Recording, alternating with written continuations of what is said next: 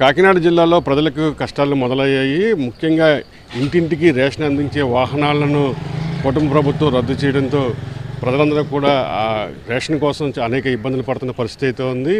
నిన్నటి నుంచి జిల్లా వ్యాప్తంగా కూడా దాదాపు 1060 రేషన్ దుకాణాల ద్వారా బియ్యం సరఫరా చేసే కార్యక్రమాన్ని కుటుంబ ప్రభుత్వం ప్రారంభించింది.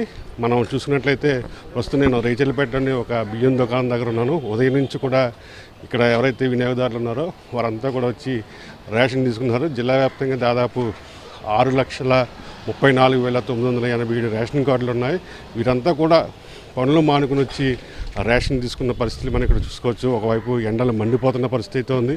గతంలో వాహనాలే బాగున్నాయనేది కొంతమంది చెప్తున్న పరిస్థితి. ప్రస్తుతం ఇక్కడ ఉన్నటువంటి వినియోగదారులు ఏ విధంగా స్పందించారో తెలుసుకునే ప్రయత్నం చేద్దాం. అదే బెస్ట్ అండి. వ్యాన్ అయితే మేము ఇప్పుడు ఏ టైం ఉంటా టైం ఇప్పుడు 10 మనిషి ఉండండి. రోజుకి 900 రూపాయలు కూలిపోయి మళ్ళీ లైన్ కోసం నుంచి అది బెస్ట్ సార్.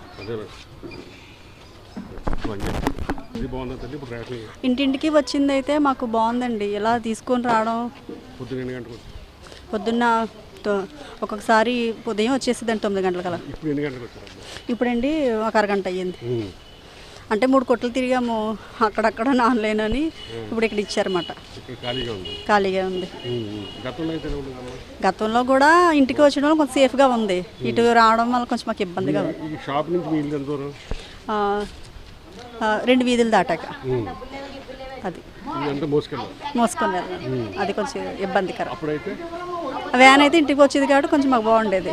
అది ఇప్పుడు కొంచెం కష్టంగా ఉంది.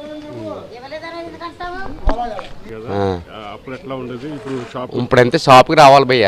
ఇదివరకు అయితే ఇంటికే వచ్చి ఫ్రీగా ఉండేది. ఇప్పుడు కంపల్సరీ రావాల్సిన అవసరం వస్తుంది. అది ప్రాబ్లం. మాది లోపలికి వెళ్ళిపోవాలి, గేట్ అవతలకి. అక్కడ ఉంటే రావాలి. ఇదివరకు యాన్లు వచ్చి సింపుల్గా అయిపోయేది. అక్కడికి వచ్చి కాబట్టి తీసుకునే వాళ్ళు. ఇప్పుడేమో కంపల్సరీ ఇక్కడ రావాల్సిన అవసరం వస్తుంది. అది ఇప్పుడు మేమైతే కుర్రలు పర్లేదు, ముసలి ఉన్నాను వాళ్ళకి ఇబ్బందే కదా, అంతకంటే ఏం కాదు. అది రండి మాకు వేనే బెటర్ అండి. ఎందుకంటే గబ్బకుని పనులకి వెళ్ళిపోతామండి. ఇక్కడ లైన్ కాయాలండి. స్కూల్ పిల్లలు బళ్ళకి వెళ్ళిపోతారు, పనులకి వెళ్ళిపోయి అలాంటి పొద్దున్న 7:30కి వెళ్తే సాయంకాలం 7:30కి వస్తామండి. మాకు అవదండి. ఆధార్ కార్డు ఉందంటే ఎక్కడైనా తెచ్చుకుంటాం ఆన్లైన్లో. జగన్ గారు ఇట్ని బాగానే పెట్టారు. మరి చంద్రబాబు వచ్చి రూల్స్ మారిస్తారండి. మరి ఇప్పుడు కష్టంగా ఉందండి. మరి పనులు మాలట్లో పనులకి వెళ్ళిపోయినాయి. పొద్దున్న 7:30కి వెళ్తాను స్కూల్లో పనికి, సాయంకాలం 7:30కి వస్తామండి. ఇలా ఎక్కడైనా బాత్రూమ్ కోనో టిఫిన్ కోనో భోజనం చేస్తున్నానో టీ వాళ్ళకి సార్లకి అయితే తెస్తామని 1 మంది ఆధార్లో తెచ్చుకుంటామండి. మరి ఇక్కడ కష్టంగా వ్యాన్లే బాగున్నాయండి. వ్యాన్లే బాగున్నాయి. నా పేరు సరస్వతి అండి.